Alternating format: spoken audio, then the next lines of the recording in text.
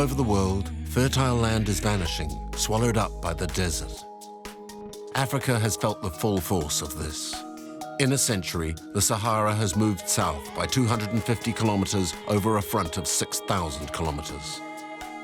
The land has become sterile and the population has had to flee. In the 1950s, there was nothing here like that. The dune was 300 meters off. This land was all cultivated. Now you can see the dune. It's 18 meters high, up to the date palm. In Morocco and Senegal, a stubborn and decisive struggle is being fought against desertification.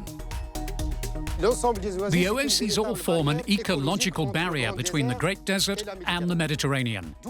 That makes them of global ecological importance. If this ecosystem is ever destroyed, the desertification will move north and affect all of Europe. We must win back land from the desert. The objective is to reconquer 817,500 hectares of land. To do that, we decided to build a Great Green Wall, putting in place 1.7 million to 2 million plants every year to retake strips of desert.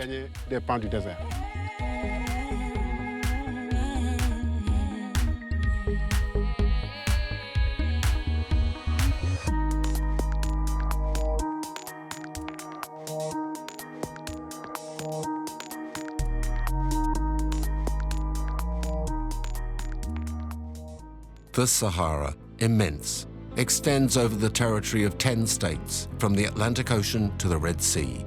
In the north, it reaches the Mediterranean, and in the south, it is bordered by the Sahel, a semi-arid region that then becomes tropical Africa. The Sahara wasn't always inhospitable desert. In the mountain range of Enedi in northern Chad, Yves Gauthier, once a research director for the CNRS, is listing the rock art sites that tell of a very different past from today. Once the Sahara wasn't as arid as we see it to be now. During the Holocene epoch, 6,000 to 8,000 years ago, the climate was much more humid, and some people even talk of a green Sahara. Well, it probably wasn't as green as it is in the tropics. More probably it was a savanna with a lot of animal life, but it certainly wasn't at all like we see it nowadays.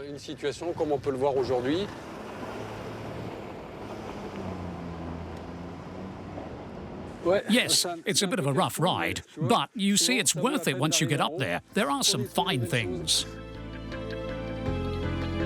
At the sight of this petrified landscape, it's hard to believe that this was once a verdant Eden, a magnificent savanna with many trees where wildlife was varied and plentiful.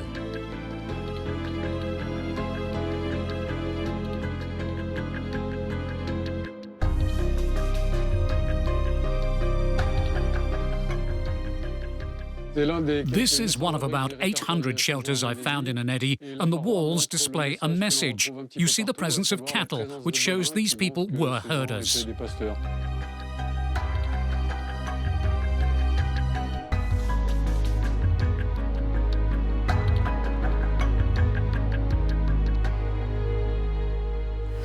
There we can see hunters. Yes, we can see their bows quite clearly, but what we can add is that while they were animal farmers, they were also always hunters. For their arrows, they seem to have used arrowheads of this type. You see, there are several examples which come mainly from deserts, from different Saharan countries, Mauritania, Libya, Algeria, and sometimes they're found in huge numbers, which shows how important hunting was at the time. They hunted all kinds of animals, including elephants, aurochs, small antelopes, and even birds. This shows that the desert was occupied for thousands of years, practically continually. This is in striking contrast to the present situation, where the Sahara is all but deserted. If someone had said to the people who lived here just a few thousand years ago, which is as much as to say yesterday, that the region would become a desert of stone and sand, it's a safe bet they wouldn't have believed it. But the desert is there, and it is advancing. The pens which are around us, like this one, are scattered around a promontory. A likely hypothesis is that the herders settled here at a time when the lake surrounded the promontory like a peninsula. It's an idea which has to be proved, but what we can imagine, and what these pens certainly show, is that the people were herders, but their way of life included fishing. They used the lake as well as the cattle to feed themselves. The cave paintings show in drawings the daily life led by the people who painted them in red ochre. There are portraits of their game animals, descriptions of their hunts. If Yves Gauthier has found fishing scenes, these prove that there were many lakes in this region of the ancient Sahara. Hassan, you take the right and I'll take the left, okay? Okay, that'll work.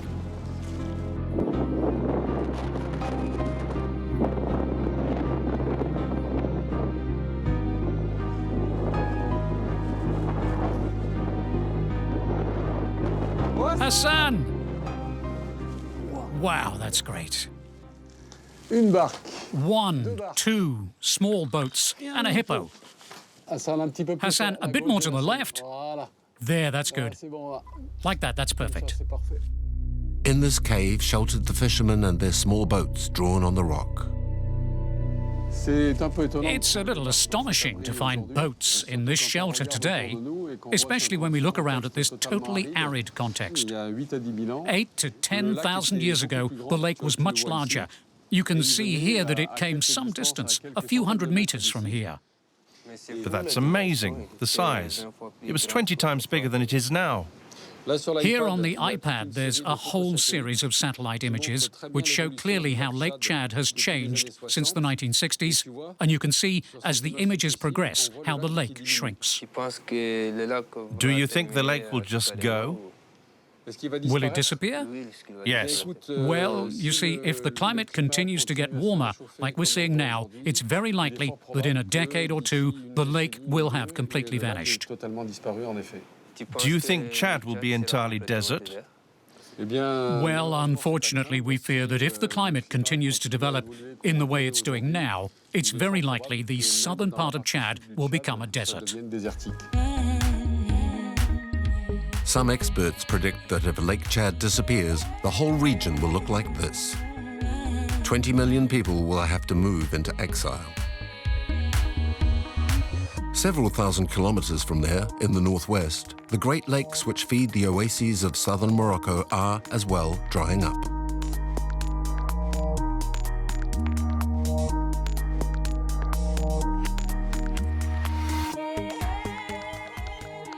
$12.50.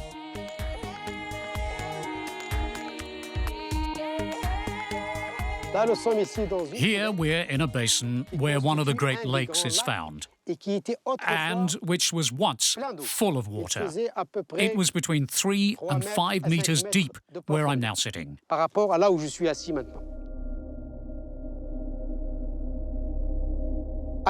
Now it's dry, the main reason being drought and especially evaporation. Meteorological forecasts for this part of Morocco predict an increase in temperatures between 0.6 and 1 degree Celsius. So that rise is an additional pressure upon water resources which are already precarious and in a fragile state.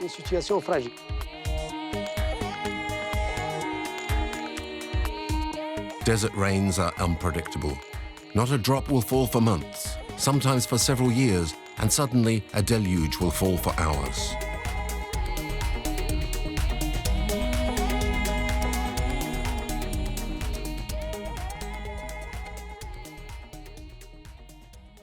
The lake is now 100% full.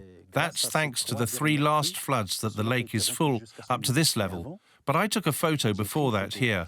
I'll show you it. And the lake was dry. 3 days of torrential rain have refilled the lake. Do you see where it goes to? It's one of these floods that filled the lake. In some regions of the Sahara, the rains are so violent that they lead to dramatic events. In December 2014, more rain fell here in a few hours than normally falls in an entire year. The Wadi brutally burst their banks, and more than 30 people were carried away and drowned. It caused hundreds of millions of euros of material damage. Thousands of houses were destroyed, roads were cut, and the electricity network severely damaged. This calamity struck an area where resources are rare. All year long, southern Morocco suffers from chronic thirst, and when the long-awaited rains finally arrive, it's a disaster. This water, which could have been providential, was lost and served no purpose other than to create fresh ravines in a landscape that had already suffered.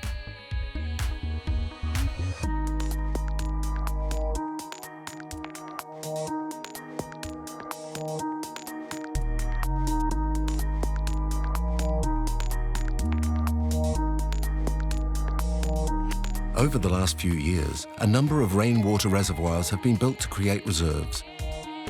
400 kilometers of additional channels have been added to the existing 1,000 kilometers.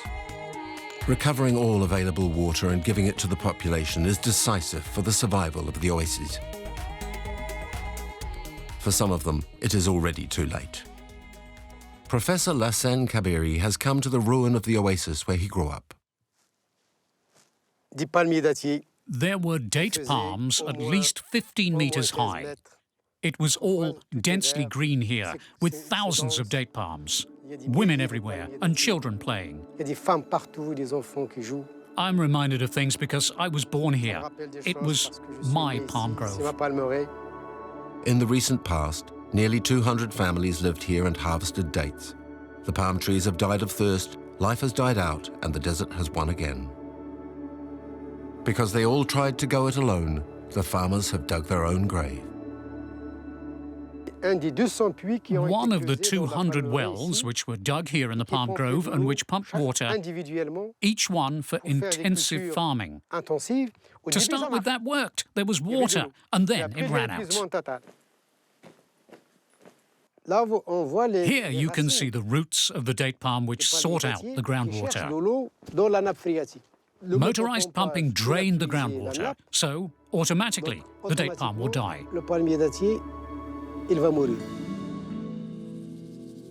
The chain of oases formed a barrier which for a long time stopped the desert.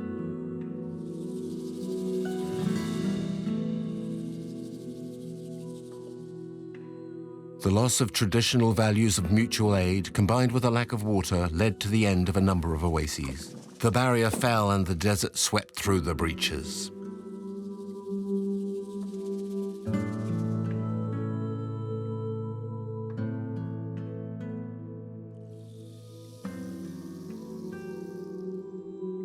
Mohamed Bagwadi, project coordinator for the Southern Oasis Programme, has made some alarming findings. How did this happen? First, there was the drought, then the sand came. You see, the palm trees are dead. They're broken. And before? Before, the dates were plentiful. There was water, and we lived well. How many people were living here? At the start of the 70s, 100 families. Now there are 4. Where did they go to? They went to work at Agadir, the big towns.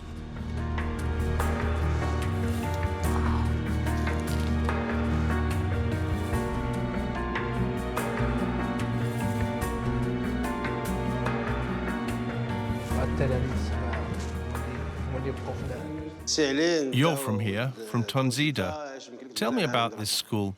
In the 90s, there were over 25 students. Now you see there are only 4.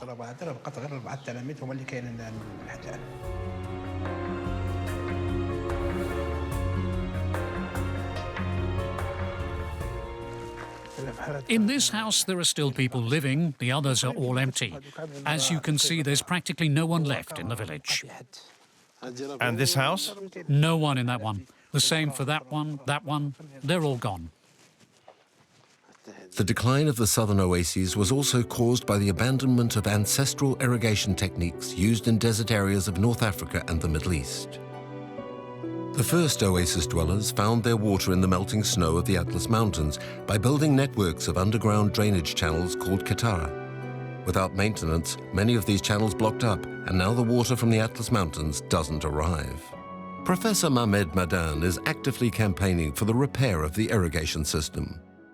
Just where we are here, there's a field of Ketara of over 12 kilometers. You can even see it by satellite.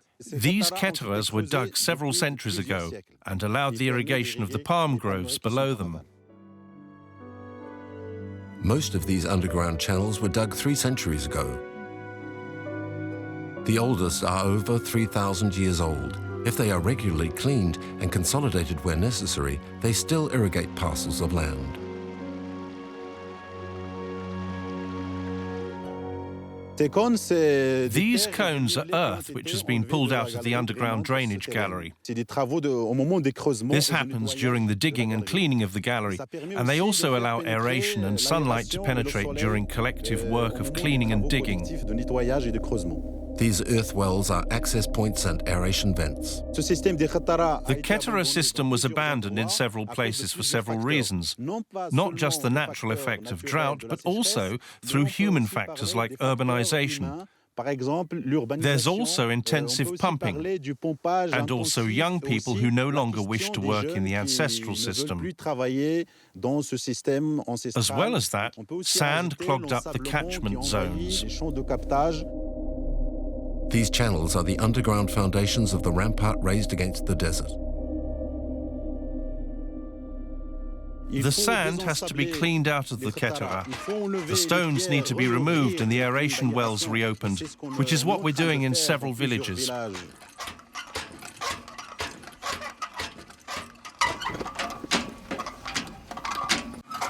We're cleaning out the Ketara. Work started 3 days ago. And it's about how many meters? In this well, about 18 meters. Descending over 18 meters in a well that is only 1 meter wide is impressive. Lassen prefers to let Mohamed Madan, who is used to this, lead the way.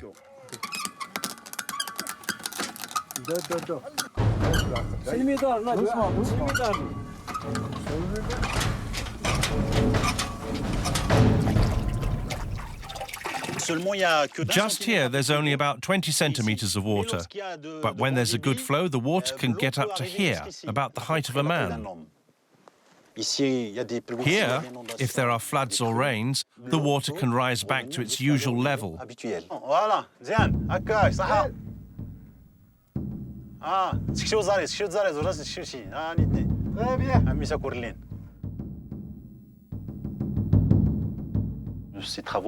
This work was done with rudimentary tools.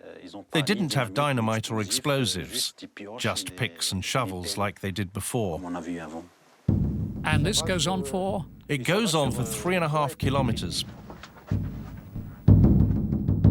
The objective of my research is to convince the farmers and the oasis dwellers to maintain this system and get water without attacking nature. It's adapted to the oasis system, adapted to the climate, and adapted to work because it's collective labor which gives the right to irrigation water.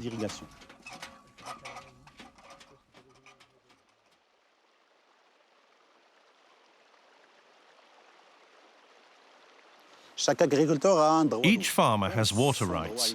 When their rights are due, they open their stream to irrigate their field, and when their right is up, they close the stream so as to pass rights on to the next farmer.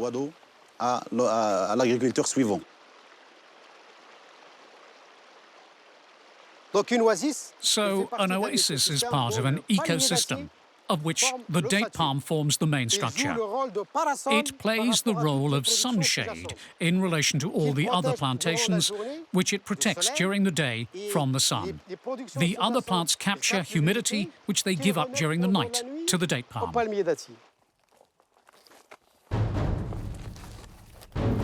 A date palm produces over 100 tons of vegetation during its life. This material forms humus, which is vital to cultivation. It also produces 25 kilos of dates collected by the women, sugar-rich fruit which contain many vitamins and mineral salts.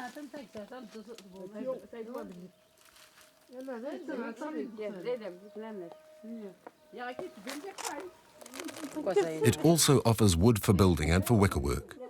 Finally, it provides a magnificent sunshade in the shade of which all the other plants grow. This is a field of lucerne. These are red peppers. That's fig. This is parsley, cabbages, carrots, and turnips. Traditional oases were places for subsistence farming, survival-level farming, which had a role a few decades ago, but nowadays the young people of the South don't easily accept a life with no other perspective than a difficult existence with low income.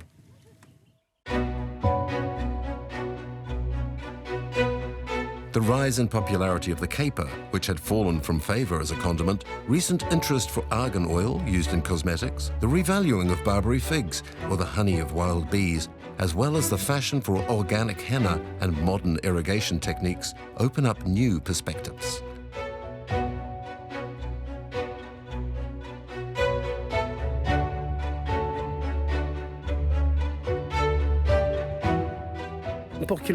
In order for people to stay in the oasis, they must develop a market economy. It's not like before, when they work just to survive. Right now, farmers are developing products with added value so as to earn money and to remain here. Otherwise, people will leave the oasis and the desert will move in. Nowadays, the oases are cultivating a lot of organic henna and irrigating with drip feed systems, which are costly to install but economic to use. It's true that henna is a plant that uses a lot of water, but we're seeking a compromise between a product which sells well and the available water in the oasis.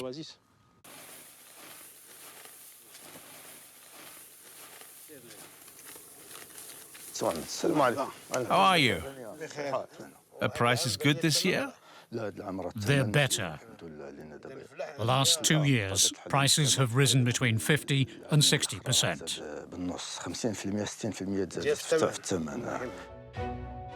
In spite of its high price, organic henna is more and more sought after. In cosmetics, to make skin beautiful by softening it, for cleaning the skin, dyeing hair, or to decorate hands and feet with temporary tattoos.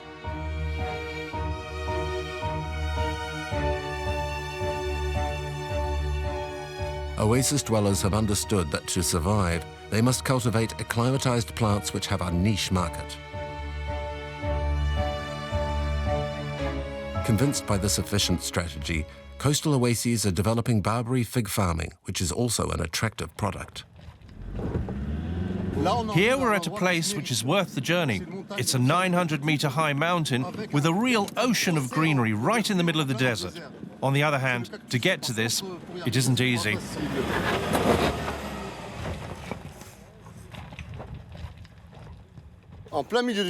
In the center of the desert, there's less than 100 millimeters of rainfall a year. But there's a forest of greenery here. The cactus captures humidity from the air, which comes from the sea. The sea is 20 kilometers away. Humidity rises and comes here.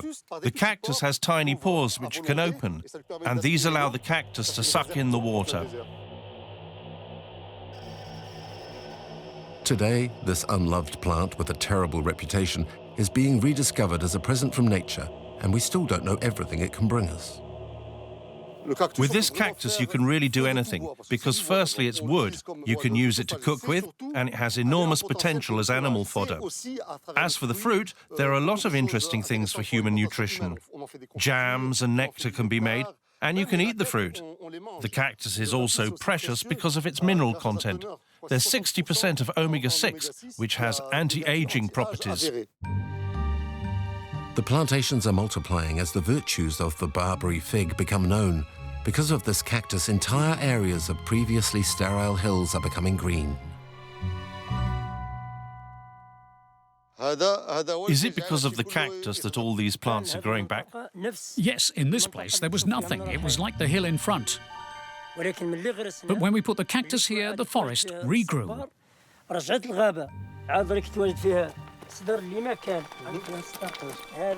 This plant wasn't here before. Now it's everywhere. This is called rhubarb.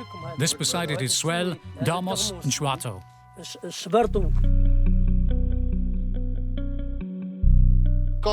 When you plant cactus, as it spreads out, it gives shade to other plants, so they proliferate around it. And when you have plants, you get animal life. A whole chain, a whole ecosystem appears where there was nothing. Bringing plants to the coastal area of southern Morocco is vital. Immense quantities of sand, thrown up by rivers and streams, are left by the ocean on the shore. This sand, carried by the wind blowing in from offshore, creates the dunes which feed the desert.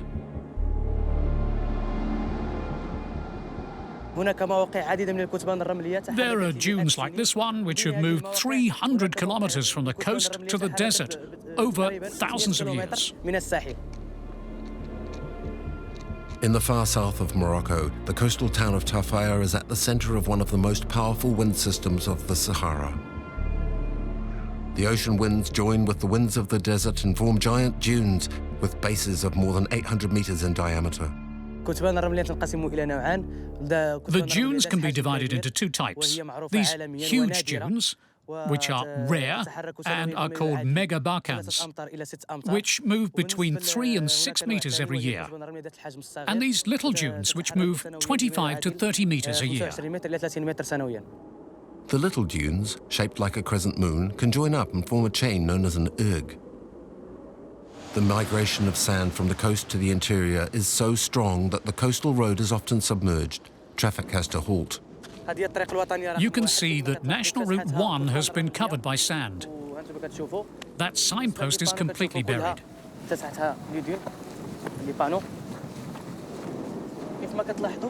is the rest of the road, covered by sand.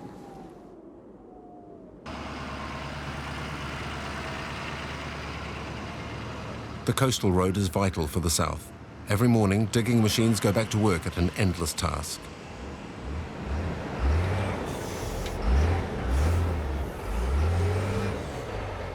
Many dwellings at Tafaya have been invaded. Their doors are blocked, their doorframes stuck, the walls themselves attacked. The sand affects all of the town's infrastructure.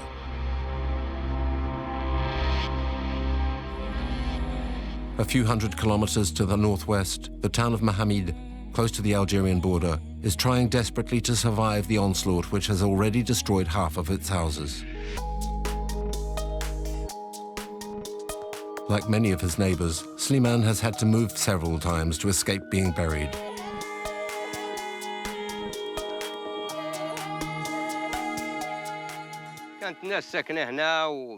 There were people here before. The sand buried the houses and they had to move. This is the house where we used to live. This was the room where we slept.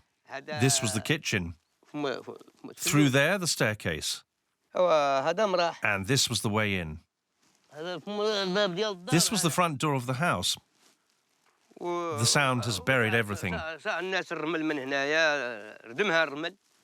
There's 2 to 3 meters in these rooms. People try to escape, but the sand catches up. At Mohammed, the wind is a little less violent than at Tafaya, but it blows more than 300 days every year.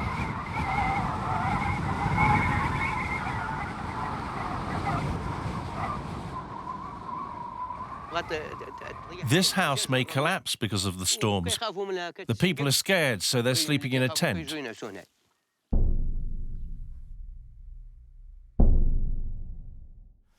It takes 2 days of storm for the sand to get to here. Just 2 days.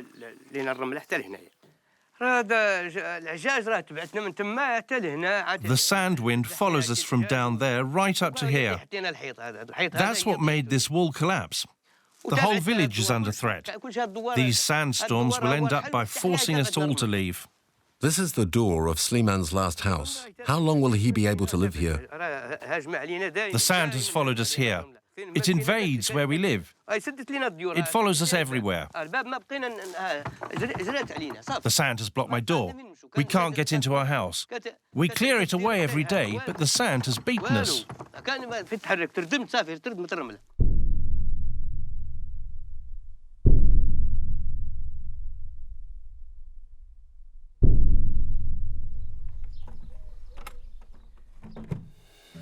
Many places have become ghost towns.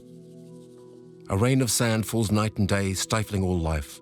The villages drown one by one and the desert advances, inexorably submerging everything.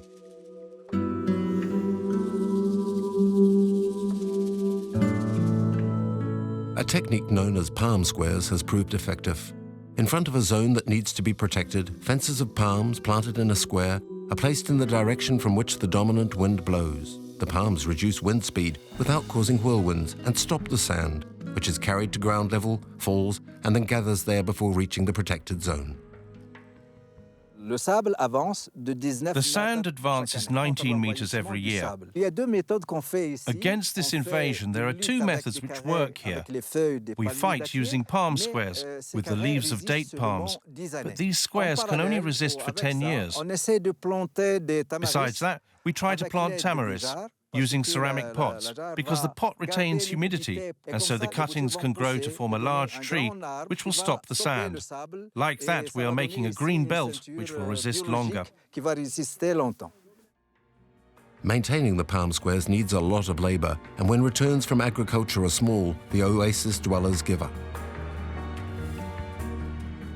At the Architectural School of Rabat, architect Carlos Perez Martin is looking for an alternative.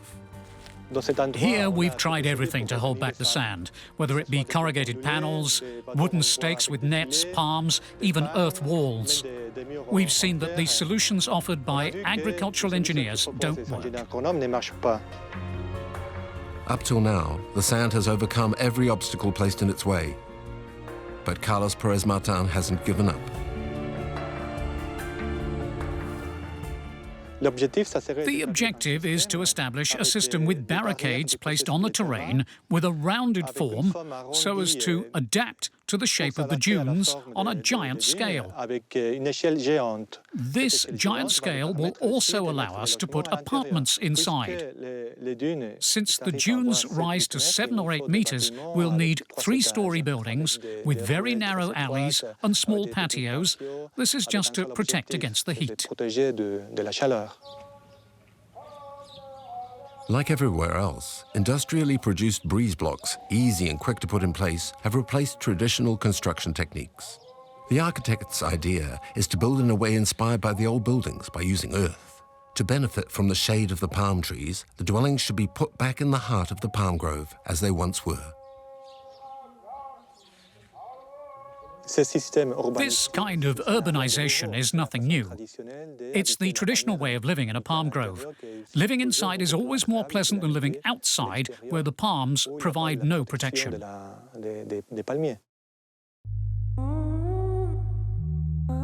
A field of small bark dunes, very like those which threaten the oases, offers an ideal site to test under real conditions.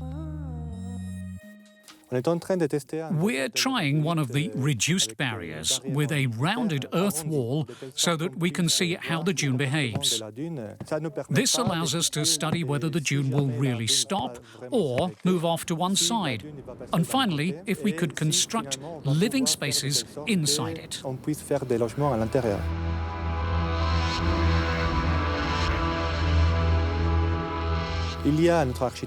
Our architect, Magnus Larsen, proposed working with bacteria to solidify the grains of sand.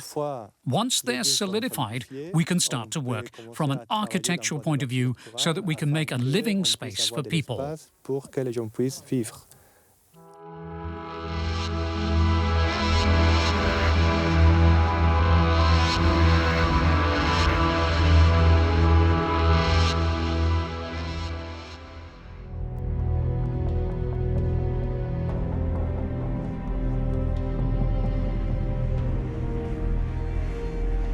At Tafaya, the local authorities have launched a last chance program.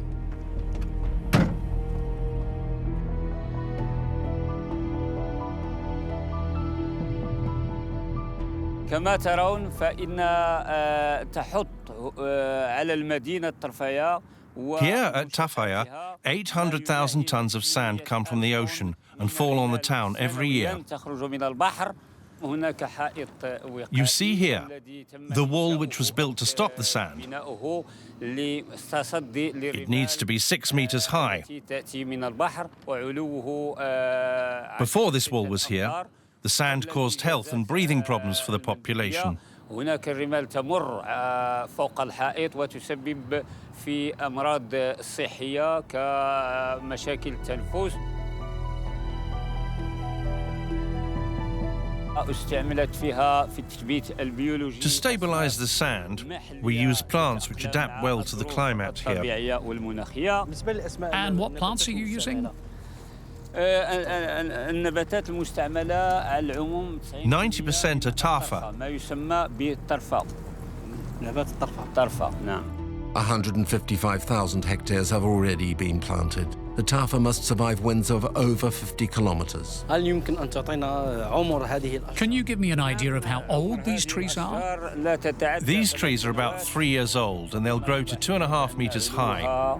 Thanks to this, we've managed to reduce sand encroachment of the town infrastructure by 80%.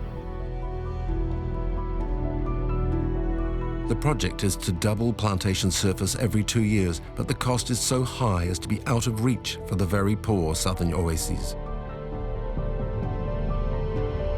Does this mean giving up before the desert?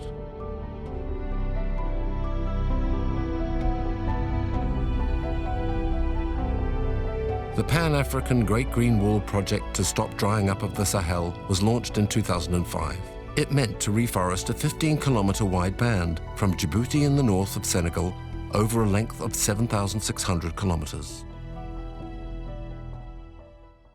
Up until now, only Senegal has really committed itself to this huge project. The Sahel zone is an intensive mobile grazing territory for vast herds of cattle, sheep and goats. In the dry season, the animals graze the little grass that subsists. While waiting for regrowth in the rainy season, which only lasts 2 months, the soil, completely bare, has no protection.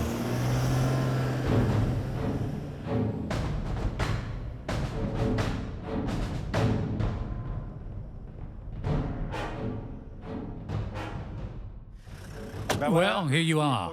The seasonal problem. A month ago, everything was dry. No grass, the ground was cracked and very dry. One night of rain and the way is blocked, the road's blocked. The paradox of desert areas.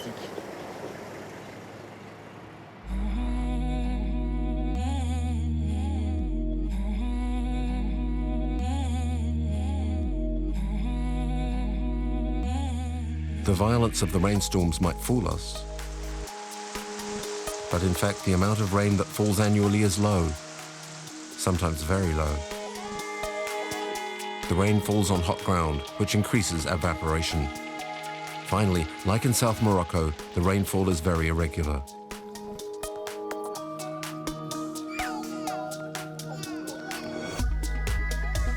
In some villages, large reservoirs have been built to recover the rainwater. In the dry season, these are supplied by wells which reach the groundwater, but there are far from enough of these.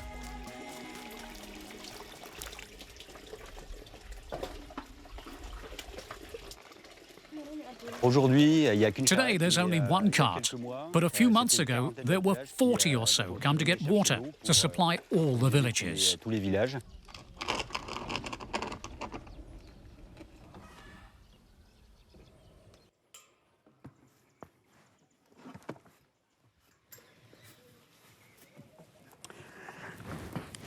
It's always a great surprise after 6 months of recording, and then there's the result, a radical change in the landscape and the environment. 6 months of a totally desert environment, and then after the rain of these last few days, the landscape becomes completely verdant. The rainy season is the only time during which the Great Green Wall can be extended.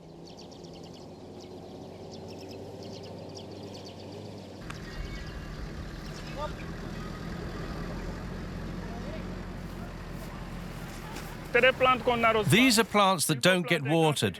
They have to be planted when it's wet because when it's dry, it's too late.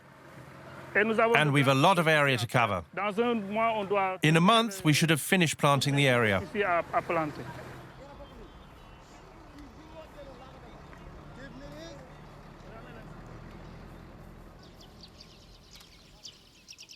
These young trees, very tender, are delicacies for the herds, and all the animals want to eat them. This barbed wire is to protect the plantations. We're in a grazing zone where there are thousands of head of cattle. Without the fencing, they'd graze on anything that was planted. It's an area where there are only herders, practically no farmers. These are herders who are becoming more and more sedentary. Half of them live all around the parcels of land. It's them that keep watch over the land, because they know they'll need grass in the dry season. When grass becomes rare, there's only these parcels of land where you can find something for the animals. The zone was relatively arid with advanced deforestation. When you think what it was like 5 years ago when we started up, and you look at it now and see what it's become, it's relatively encouraging.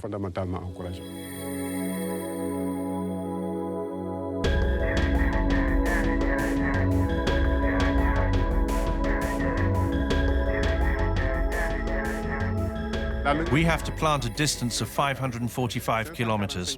That 545 kilometers won't just be one plant after another. We'll plant them in groves. This is Acacia nilotica. We've planted all kinds of acacia this year. 1.72 million plants. That's enormous.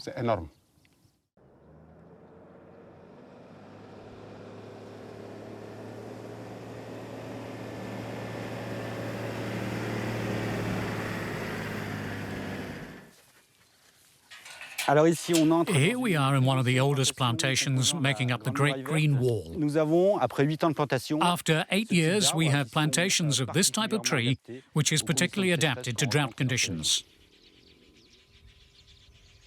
These trees were also chosen because they're used by the local population. For example, Acacia Senegal, which makes acacia gum, which is used in pharmaceuticals, as well as other trees like the balanites, which the local people use for medicine or food. These properties make the local populations conserve the plantations in the long term. Overall, the herders have respected the enclosures, even if, here and there, starving cattle have made a few holes in the fence. Traditional burn-offs to encourage regrowth have been forbidden. A fire break has been made around each parcel. Thus protected, the ecosystem is reborn.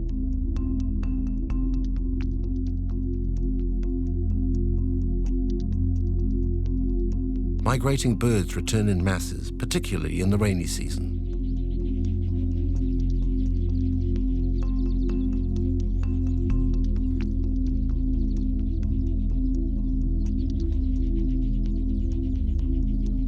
About 20% of the trees planted don't grow, but that's an acceptable percentage in an arid region.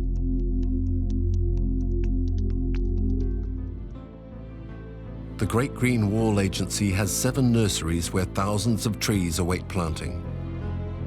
However, scientists would like to improve the resistance of the young plants. They're betting upon recent experiments which have already worked in laboratories. Here are the acacias which are due to be planted on the site of the Great Green Wall. To help them to grow and adapt to a relatively hostile environment in a few months, where they won't get a drop of water for 10 months, we're giving them a partner. It's a mushroom which will help them to resist these adverse conditions for the 10 months to come. The mushroom that we eat is only the visible part. Its filaments develop under the ground over very large areas. The mushroom, as it develops, will establish a sort of web in the soil which allows a liaison and interactions between different plants. Trees and herbaceous plants are more easily able to exchange nutriments between different sorts of plants. Right now, however, the use of the mushroom is limited to a few parcels of land. And in the short term, our objective is to produce enough of these mushrooms industrially to use them on a large scale over large sections of the Great Green Wall. Right, we're going to take the plants from these 2 lots treated with the mushrooms.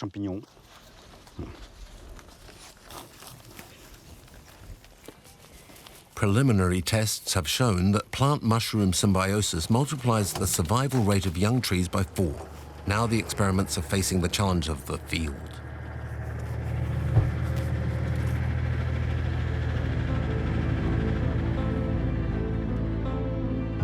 A lot lot of herders have settled in the areas around the Great Green Wall. Forest rangers work with them to recruit the labor force they occasionally need and to collect information, especially about what they feel.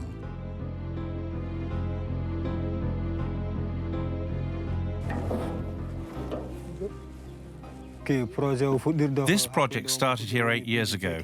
Do you find things are positive or negative?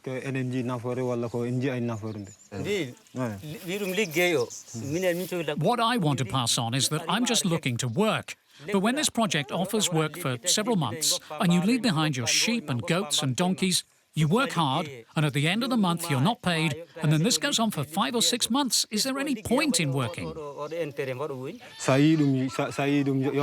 If you say you haven't been paid, it's because the money isn't in the treasury. Other people and other projects have used it. But when the money comes in, you'll be paid.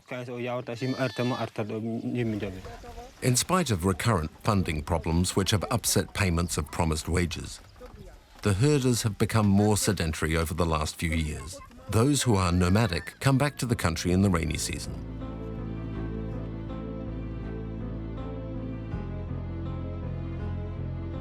Herding products are still an essential part of local resources. At the market of Bidou, held every Tuesday, goats, sheep and cattle are sold.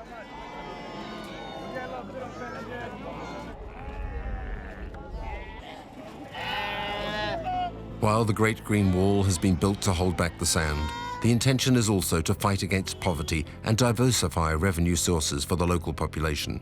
The creation of gardens helps. These spaces are reserved for women who use them for market gardening and horticulture. They gain revenue from that, and that diversifies work. Already they say it's changing food habits. It's not like before.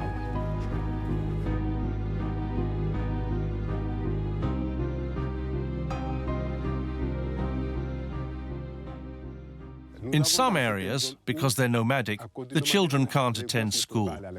When we started to act here, people started to settle down. And the school which was here reopened because the young people who once moved the animals for grazing stayed here.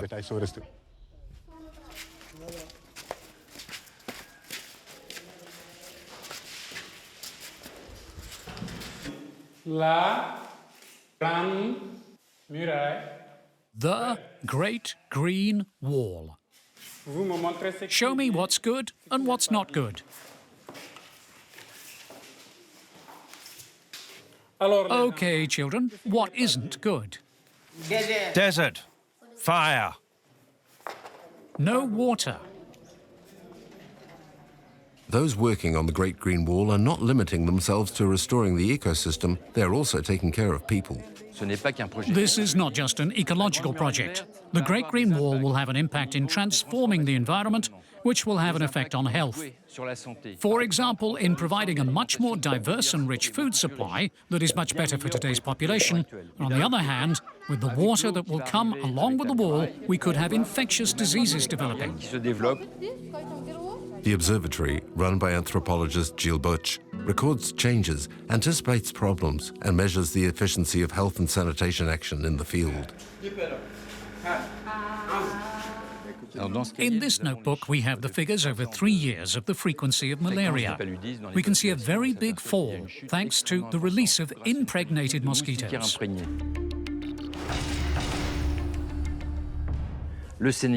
Senegal is absolutely exemplary, since it's managed to link the agency which plants the trees and the scientists which monitor all the modifications which come with that. Perhaps it's a shame that Senegal is the only pioneer, and the others have difficulty following this example. But it has to be said that the Sahara is a war zone, and I think that starting from Senegal, we will convince the others to build this Great Green Wall.